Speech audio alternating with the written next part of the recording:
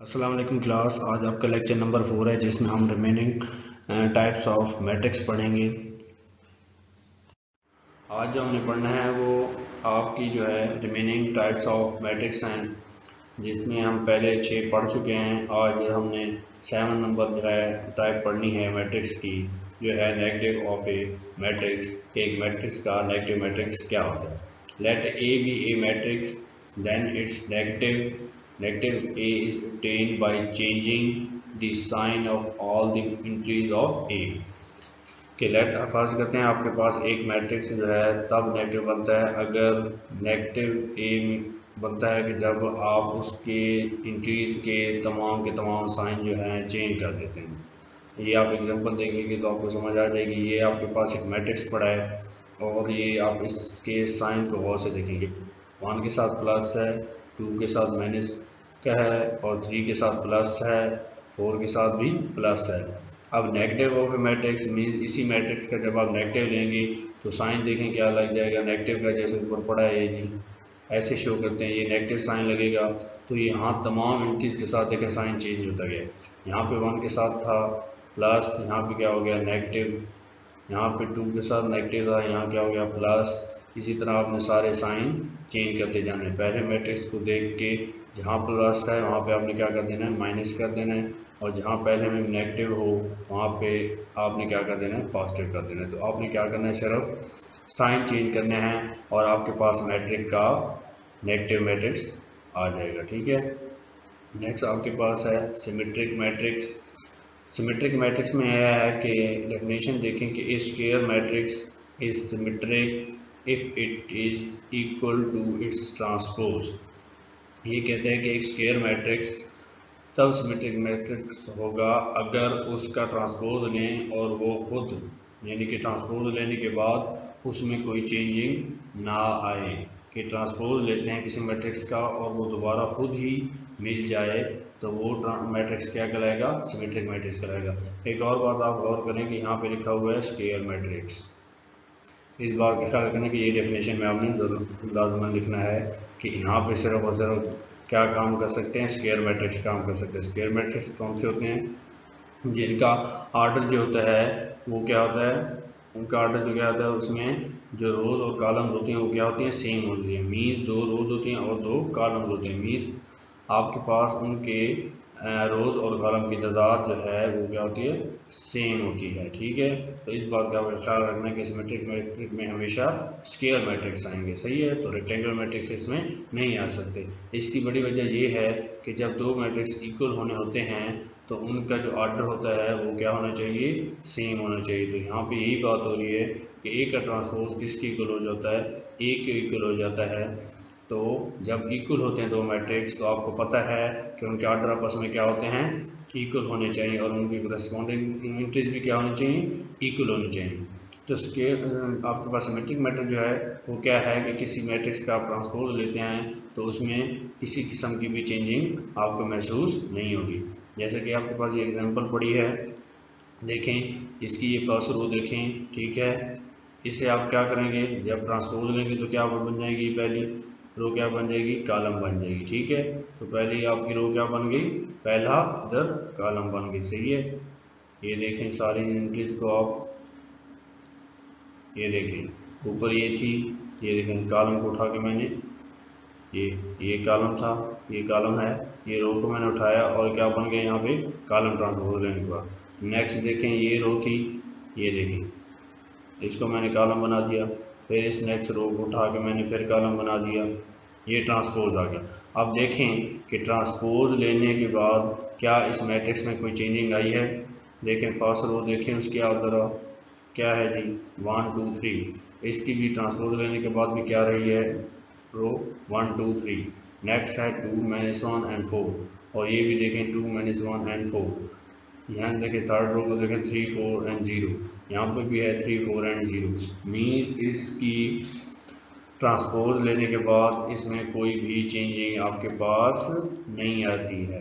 तो आपके पास symmetric matrix क्या होते हैं ऐसे मैट्रिक्स जिनका ट्रांसपोज लें और उनमें कोई फ़र्क ना आए वो आपके पास क्या होते हैं सिमेट्रिक मैट्रिक्स होते हैं। नेक्स्ट आपने ये एग्जांपल खुद करनी है, ठीक है। इस एग्जांपल ये आपके लिए असाइनमेंट है, ठीक है। इसका आपने खुद इस आंसर को देखे बगैर आपने क्या करना है, पहले इसका ट्रांसपोज लेना है, ठीक है। ट्रांसपोज लेंगे इसका। ट्रांसपोज क्या होता है? ट्रांसपोज ये होता है कि आपने रोज को क्या बना देना है, कॉलम बना देना है, या कॉलम को रोज बना देना है, एक ही बात है, ठीक है। रोज को कॉलम बना दें या कॉलम को रोज बना दें, ठीक है। मैं आपको करके दिखा देता हूँ। पहले हम रोज को चेंज कर रहे हैं ना कॉलम में, तो ये देखें हम कॉलम को रो में चेंज करके दिखा देते हैं आपको। ये आपके पास कॉलम पड़ा है फर्स्ट, ठीक है। इसका ट्रांसपोज लेने के बाद जब हमने ट्रांसपोज लिया तो देखें ये क्या बन गई, फर्स्ट रो बन गई, ठीक है। ये नेक्स्ट देखें आपके पास ये कॉलम पड़ा है सेकंड, तो यहाँ पे क्या बन गई, सेकंड आपके पास रो बन गई। ये थर्ड आपके पास कॉलम है, तो ये देखें आपके पास ये थर्ड रो बन गई, ठीक है। तो ये देखें आपने ये चेक करना है कि ये इक्वल क्यों नहीं है, ठीक है। ये इक्वल क्यों नहीं आया, सही है। तो ये आपके पास सिमेट्रिक नहीं है। आपने चेक करना है कि ये सिमेट्रिक क्यों नहीं हुआ, ठीक है। ऊपर वाला सिमेट्रिक क्यों हो गया था, क्योंकि m जो है उसका ट्रांसपोज हमने लिया तो वो बिल्कुल ही अपने पहले जैसे मैट्रिक्स की तरह उसका आंसर आया। लेकिन इसका आपने देखना है कि क्या इसका आंसर उसी तरह सेम आया है या नहीं। अगर समझ नहीं आता ट्रांसपोज लेने के बाद तो ये सिमेट्रिक, ए मैट्रिक्स सिमेट्रिक नहीं है। और अगर आ जाता है तो वो सिमेट्रिक होता है, लेकिन इसका जो है इक्वल नहीं है। ये देखिए is not equal to, A का transpose is not equal to A, ठीक है। तो ये इक्वल नहीं हुआ तो ये आपके पास सिमेट्रिक नहीं होगा। आगे जो हमने टाइप पढ़नी है वो इसकी सिमेट्रिक, ये बिल्कुल सिमेट्रिक मैट्रिक्स की तरह है। लेकिन सिमेट्रिक मैट्रिक्स में हमने पढ़ा था ए का ट्रांसपोज आपके पास जो है इक्वल होता है, ए का ट्रांसपोज जो आपके पास है वो है किसकी इक्वल होता है, ए की इक्वल हो जाता है। लेकिन यहाँ पे क्या है आपके पास कि ए का ट्रांसपोज जो है नेगेटिव ए की इक्वल आएगा। ए का ट्रांसपोज क्या है, नेगेटिव ए के इक्वल आता है। सिमेट्रिक में ये था ना कि आपने किसी मैट्रिक्स का ट्रांसपोज लिया और वो खुद मैट्रिक्स आ जाए, ट्रांसपोज लेने के बाद भी उसमें कोई चेंजिंग ना आए, तो वो क्या होता है, सिमेट्रिक मैट्रिक्स। लेकिन स्क्यू सिमेट्रिक क्या है कि आप ट्रांसपोज लेते हो मैट्रिक्स का, उसमें चेंजिंग तो कोई नहीं आती, ये उसकी वैल्यूज तो उसी तरह होती है, सेम रहती है। लेकिन किस चीज़ की चेंजिंग आ जाती है, सिर्फ साइन की चेंजिंग आ जाती है। जब साइन की चेंजिंग आ जाए तो वो क्या बन जाता है, स्क्यू सिमेट्रिक। और अगर कोई चेंजिंग ना आए मैट्रिक्स में और वो ट्रांसपोज लेने के बाद वही खुद मैट्रिक्स खुद रहे, उसमें कोई चेंजिंग नहीं आती, तो वो क्या है, सिमेट्रिक मैट्रिक। और अगर उसके साइन में चेंजिंग आ जाए तो वो क्या हो जाता है, स्क्यू सिमेट्रिक। ये आप एग्जांपल देखेंगे आपको समझ आ जाएगी। ये देखें ए है, ये देखें इसका ट्रांसपोज लिया हमने, देखिए ट्रांसपोज लेने के बाद आप ज़रा इसकी रो को देखें, फर्स्ट रो थी, फर्स्ट रो देखें 0 2 3 थी, ये देखें हमने कॉलम में से चेंज कर दिया 0 2 3। यहाँ क्योंकि ट्रांसपोज लेते हैं, ट्रांसपोज लेते हैं तो क्या हो जाती है, पहले की रो क्या हो जाती है, चेंज होती है कॉलम में। ये देखें -2 0 1 क्या हो गया, यहाँ पे कॉलम बन गया, ये थर्ड रो थी, ये कॉलम बन गया। अब सिमेट्रिक में क्या था कि ट्रांसपोज लेने के बाद भी कोई चेंजिंग नहीं आती मैट्रिक्स में, तो वो क्या होता है, सिमेट्रिक बन जाता है। तो अब स्क्यू सिमेट्रिक क्या है तो इसमें भी उसी तरह कि वैल्यूज तो सेम रहती है, लेकिन क्या हो जाते हैं, सिर्फ साइन चेंज है। अब देखें और ज़रा गौर से देखें, पहली रो ट्रांसपोज लेने के बाद 0 -2 -3 है, और यहाँ पे क्या थी 0 2 और 3, देखें वहाँ पे था 2 और 3, यहाँ पे आपके पास आ गया -2, ट्रांसपोज लेने के बाद -2 और -3। देखें तो किस चीज़ की चेंजिंग हुई है, सिर्फ साइन की चेंजिंग हुई है। देखो ऊपर 2 और 3 था, यहाँ पे क्या है -2 और -3। उसी तरह 0 इधर भी है और 0 इधर भी है, ठीक है। इसी तरह नेक्स्ट उसमें आप जो है रो सेकंड देखें, उसमें क्या है -2, यहाँ पे क्या आ गया +2। तो किस चीज़ की चेंजिंग आ रही है, सिर्फ साइन की चेंजिंग आ रही है। ट्रांसपोज लेने के बाद सिर्फ वैल्यूज में किसकी चेंज आ रही है, साइन की चेंजेस आ रही है। वैल्यूज वही सेम है लेकिन किसकी चेंजिंग आ रही है, साइन की चेंजिंग आ रही है। तो साइन की चेंजिंग जो है ये देखें, उसने ये कैसे किया है कि यहाँ पे 0 था, -2 आ गया और -3 आ गया। ऊपर ट्रांसपोज ये लेने से पहले क्या था, 2 और 3 था, ट्रांसपोज लेने के पास क्या हो गया आपके पास, -2 और नेगेटिव आपके पास 3 हो गया, ठीक है, -2 और -3 हो गया। इसके बाद ये देखें +2 को उसने नेगेटिव और -2 लिखा है, सही है। इसके बाद 0 को क्या लिख सकते हैं, 0 रहता है, इस पर प्लस नेगेटिव का कोई असर नहीं होता। ये देखिए -1 को उसी तरह -1 रहने दिया है, ये +3 को -3 बना दिया। आपको पता है कि माइनस को मल्टीप्लाई करें तो क्या हो जाता है, प्लस हो जाता है। ये आपको बताता हूँ कि ऐसे क्यों लिख रहा है, ठीक है। इसके बाद ये प्लस 1 को क्या नेगेटिव और नेगेटिव लिख दिया, फिर 0। अब ये देखें जो मैट्रिक्स होता है जब आप उसमें से कॉमन लेने लगते हैं तो सब एंट्रीज में से कॉमन लेना पड़ता है। क्या लेना पड़ता है? सब एंट्रीज में से कॉमन लेना पड़ता है। तो जब आप ऐसे डायरेक्ट भी कर सकते हैं कि यहाँ से आप जो है अगर आप नेगेटिव सब में से कॉमन ले लें तो ये आपके पास वही मैट्रिक्स बन जाता है। मैंने क्या कहा है कि स्क्यूज मैट्रिक्स क्या होता है, इसमें से ट्रांसपोज लेने के बाद सिर्फ किस चीज़ का चेंज आता है, साइन का चेंज आता है। क्या आता है? सिर्फ साइन का चेंज आता है। ठीक है, ये देखिए हमने इस मैट्रिक्स में देखें 0 2 3 था, इसमें 0 - 2 3 हो गया ट्रांसपोज लेने के बाद। तो फर्क सिर्फ किसका आ रहा है मैट्रिक्स की रो में, दोनों के माइनस का। तो आप क्या करें, इस सारे मैट्रिक्स में से माइनस बाहर ले लें, इसमें से माइनस बाहर, ये देखिए माइनस बाहर ले लिया, अंदर देखें -2 था तो अब क्या होगा, +2 हो जाएगा क्योंकि माइनस कॉमन ले लिया। -3 था तो -1 आ गया। इसी तरह 2 था तो इसमें से प्लस का था तो माइनस कॉमन लिया तो अंदर क्या रह जाएगा, -2।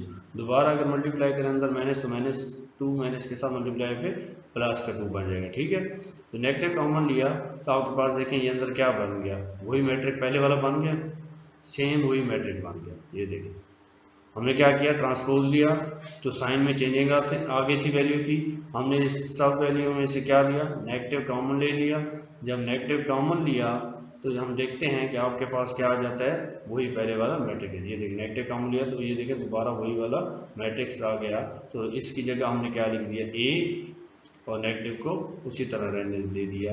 तो आपको पता चल गया कि जब हमने ए का ट्रांसपोज लिया तो उसमें क्या आ गई, साइन की चेंजिंग आ गई। और जब हमने नेगेटिव कॉमन लिया तो इसके ट्रांसपोज जो है क्या बन गया, नेगेटिव ए बन गया। तो ए का ट्रांसपोज जब ए नेगेटिव के इक्वल आ जाए तो वो क्या कहलाता है, स्क्यू सिमेट्रिक। और ए का ट्रांसपोज अगर ए के इक्वल आ जाए, मीन्स ए का आप एक मैट्रिक्स है ए के पास, उसका आप ट्रांसपोज लेते हो और ट्रांसपोज लेने के बाद उसमें चेंजिंग नहीं आती तो वो क्या है, सिमेट्रिक मैट्रिक्स। और जब आप ट्रांसपोज लेते हो, मीन जब स्क्यू सिमेट्रिक देखने जा रहे हो तो क्या होता है कि ए का ट्रांसपोज आप लेते हैं तो नेगेटिव ही आता है। ए का ट्रांसपोज लेने के बाद मैट्रिक्स वही आता है लेकिन क्या हो जाता है, उसमें साइन की चेंजिंग आ जाती है। तो आप सब वैल्यू में से क्या लेना है, नेगेटिव कॉमन ले लेंगे तो आपके पास क्या आ जाएगा, उस मैट्रिक्स का नेगेटिव मैट्रिक्स हासिल हो जाएगा। ठीक है, नेक्स्ट आपके पास है जी डायगोनल मैट्रिक्स। इसमें डेफिनेशन देखें, a square matrix is A, square matrix A. और एक बात का ख्याल रखना है, यहाँ पे भी स्क्वायर मैट्रिक आएगा क्योंकि डायगोनल जो है वो फॉर्म होता है सिर्फ और सिर्फ स्क्वायर मैट्रिक्स में। डायगोनल जो आपके फॉर्म होता है वो किसमें होता है, स्क्वायर मैट्रिक में होता है, रेक्टेंगुलर मैट्रिक्स में नहीं होता। स्क्वायर मैट्रिक कौन से होते हैं, जिनमें नंबर ऑफ रोज और नंबर ऑफ कॉलम क्या होते हैं, इक्वल होती है। ऊपर भी ये डेफिनेशन देख लें कि दो मैट्रिक्स क्योंकि इक्वल हो रहे थे और इक्वल मैट्रिक्स होने के लिए क्या होना चाहिए, मैट्रिक्स को स्क्वायर होना चाहिए। अगर यहाँ पे रेक्टेंगुलर होता तो स्क्यू सिमेट्रिक जो है आप मैट्रिक्स फाइंड कर ही नहीं सकते क्योंकि आप उन्हें इक्वल नहीं कर सकते, क्योंकि ट्रांसपोज लेने के बाद उसका ऑर्डर क्या हो जाएगा, चेंज हो जाएगा। क्यों ऑर्डर चेंज हो जाएगा, आपको पता है कि ट्रांसपोज लेने के बाद कॉलम्स रोज बन जाती हैं और रोज कॉलम बन जाते हैं, एक ही बात होती है। लेकिन क्या हो जाता है, आपके पास ऑर्डर चेंज हो जाता है। ठीक है, देखना अगर आपके पास ऑर्डर है 2 क्रॉस 3, अब देखिए इसका आप क्या लेंगे, ट्रांसपोज लें तो पहले ऑर्डर क्या है 2 क्रॉस 3, तो ये क्या है कॉलम और ये है रोज। तो कॉलम को रोज बना दें आप, ये क्या बन जाएगा 3 क्रॉस 2। अब देखें क्या ये ऑर्डर सेम है, नहीं ये ऑर्डर सेम नहीं है क्योंकि यहाँ पे रोज की तादाद 2 है, यहाँ पे रोज की तादाद 3 है। तो जब ऑर्डर सेम नहीं होगा तो आपके पास मैट्रिक्स जो हैं यहाँ पे इक्वल भी नहीं हो सकते, ऊपर यहाँ पे ये देखें। तो जब ऑर्डर सेम नहीं होंगे तो आपके पास जो है मैट्रिक्स कैसे इक्वल होंगे, तो इसलिए आपको जो है कौन सा मैट्रिक्स चाहिए, स्क्वायर मैट्रिक्स। क्योंकि स्क्वायर मैट्रिक्स में आपके पास जो ऑर्डर होता है वो क्या होता है, वो आपके पास जो है ऑर्डर जो है रोज और कॉलम क्या होती है, इक्वल होती हैं, तो उसके ऑर्डर पे कोई फर्क नहीं होता। मैं आपको एग्जांपल में करके दिखा देता हूँ कि अगर आपके पास ऑर्डर हो, आपके पास ऑर्डर है 2 क्रॉस 2, देखिए आपके पास ऑर्डर क्या है 2 क्रॉस 2, तो ये क्या होता है, स्क्वायर मैट्रिक्स होता है ना। अब देखिए इसका ट्रांसपोज लें, यहाँ पे क्या है कॉलम है ना, अब यहाँ पे से आके रो बना दें, ये देखिए 2 क्रॉस 2। हाँ जी, इसमें कोई चेंजिंग आई ऑर्डर में, तो देखें इसमें ऑर्डर में चेंजिंग नहीं आई, तो हम इन दो मैट्रिक्स को इक्वल कर सकते हैं। क्योंकि क्या होते हैं जी, इक्वल मैट्रिक्स तब होते हैं जब उनके ऑर्डर भी सेम हो और उनकी करस्पॉन्डिंग एंट्रीज भी सेम हो, मीन्स ट्रांसपोज लेने के बाद भी एंट्रीज चेंज ना हो। ठीक है जी, और ऑर्डर भी चेंज ना हो, तो ये क्या होगा, स्क्यू सिमेट्रिक में हम स्क्वायर मैट्रिक्स इसलिए यूज करते हैं, ठीक है, क्योंकि मैट्रिक्स को हमने क्या करना होता है, इक्वल करना होता है। तो इक्वल करने के लिए ऑर्डर क्या होना चाहिए, सेम। तो ऑर्डर ट्रांसपोज लें अगर स्क्वायर मैट्रिक्स का, तो उसके ऑर्डर पे कोई फर्क पड़ रहा है, नहीं पड़ रहा। वही दो, यहाँ पे दो रोज थी तो यहाँ पे भी ट्रांसपोज लेने के बाद रोज क्या रही है, दो रही है। लेकिन रेक्टेंगुलर मैट्रिक्स आप यूज नहीं कर सकते, क्योंकि उसमें ऑर्डर क्या हो जाता है, ट्रांसपोज लेने के बाद चेंज हो जाता है। इसलिए आप अब अगर आपके पास है डायगोनल मैट्रिक्स, डायगोनल मैट्रिक्स में क्या है आपके पास कि a square matrix A is called a diagonal matrix if at least any one of the entry of its diagonal is not zero and non diagonal entries are zero. आपके पास वो कह रहा है कि एक ये इस तरह का मैट्रिक्स है, पड़ा है आपके पास, ये 1 0 0 0, अब ये 2 क्रॉस 2, तो डायगोनल के लिए एक तो जरूरी होना चाहिए कि क्या होना चाहिए, square matrix, symmetric, skew symmetric, और डायगोनल के लिए क्या जरूरी है, स्क्वायर मैट्रिक का होना। तो ये देखें स्क्वायर मैट्रिक क्या होता है, कि ऑर्डर क्या होगा, मींस इसका ऑर्डर में क्या होगा, रोज और कॉलम की जरूरत क्या होगी, इक्वल होगी। तो ये देखें ये इसका होता है डायगोनल, ये इसका क्या होता है, डायगोनल होता है। तो इसके डायगोनल में आप देखें कि एक नॉन जीरो है, एक एंट्री क्या है, नॉन जीरो होनी चाहिए, ठीक है। यहाँ पे भी 1 होता ना तो फिर भी ये डायगोनल होता, लेकिन कम से कम आपके पास क्या होनी चाहिए, यहाँ पे एक वैल्यू लाजमन नॉन जीरो होनी चाहिए, और बाकी तमाम जो वैल्यूज होंगी आपके पास वो मैट्रिक्स की जीरो भी हों, जीरो होना क्या है, लाजमी, मीन्स ये वैल्यू जीरो हो, ये भी वैल्यू जीरो हो। डायगोनल में सिर्फ और सिर्फ कम से कम क्या होनी चाहिए, एक वैल्यू नॉन जीरो होनी चाहिए, ठीक है। कम से कम क्या होनी चाहिए, एक वैल्यू आपके पास नॉन जीरो होनी चाहिए, ठीक है। तो आप ये देखें, मैंने देखा क्या क्या लिखा आपके लिए, ये देखें कि यहाँ पे क्या है, 1 है, ये भी जीरो हो गई, ये भी जीरो हो गई, ये भी जीरो हो गई। तो ये तो डायगोनल था, तो डायगोनल में कम से कम एक एंट्री आपको मिल गई नॉन जीरो, जब मिल गई तो ये क्या होगा, डायगोनल मैट्रिक्स। अगर मैं सारी जीरो कर दूं तो ये कौन सा बन जाता है आपके पास मैट्रिक्स, नल मैट्रिक्स बन जाता है। कौन सा बन जाता है, नल मैट्रिक्स, सही है। आपका क्या बन जाता है, नल मैट्रिक्स, सही है। ये कौन सा, नल या जीरो मैट्रिक्स। तो कम से कम जब आपको क्या चाहिए, एक एंट्री नॉन जीरो चाहिए, डायगोनल में आपके एक एंट्री क्या चाहिए, नॉन जीरो लाजमी चाहिए, ठीक है। तो नॉन जीरो आपके पास क्या है जी, 1 मिल गया आपको, 1 नॉन जीरो, ठीक है। तो ये आपके पास इस तरह डायगोनल होगा, ठीक है। तो सिर्फ डायगोनल में एक कम से कम क्या होनी चाहिए, नॉन जीरो एंट्री, और बाकी तमाम जितनी एंट्रीज हैं वो क्या होनी चाहिए, जीरो। ये एग्जांपल देखें, आपको समझ आ जाएगी। देखें ये आपके पास डायगोनल देखें, इसमें वैल्यूज क्या पड़ी, 1 2 3, ठीक है। तो ये डायगोनल आपको मिल गया नॉन जीरो, बाकी क्या है, वैल्यूज जीरो, सारी की सारी डायगोनल के अलावा सारी वैल्यूज क्या हैं, जीरो। नेक्स्ट में देख लें आप, इसमें भी क्या है, डायगोनल में वैल्यू क्या है, नॉन जीरो, बाकी क्या है, जीरो है, ठीक है। इसके अलावा ये एग्जांपल देख लें, देखिए अब इसमें सारी तो नहीं है नॉन जीरो, लेकिन कम से कम हमें कितनी चाहिए थी, डायगोनल में एक वैल्यू नॉन जीरो चाहिए थी, क्या चाहिए थी, एक नॉन जीरो। तो इसमें 2 नॉन जीरो है तो कोई बात नहीं, तो कम से कम एक नॉन जीरो चाहिए डायगोनल, और बाकी तमाम क्या चाहिए, जीरो। तो ये आपके पास भी एग्जांपल क्या है, ये जबरदस्त एग्जांपल है आपको समझने की डायगोनल मैट्रिक्स की, कि आपको डायगोनल में कम से कम एक वैल्यू क्या होनी चाहिए, नॉन जीरो, और बाकी क्या होनी चाहिए, डायगोनल की जीरो वैल्यू होनी चाहिए। डायगोनल के अलावा बाकी सारे वैल्यू क्या होनी चाहिए, जीरो होनी चाहिए, सही है।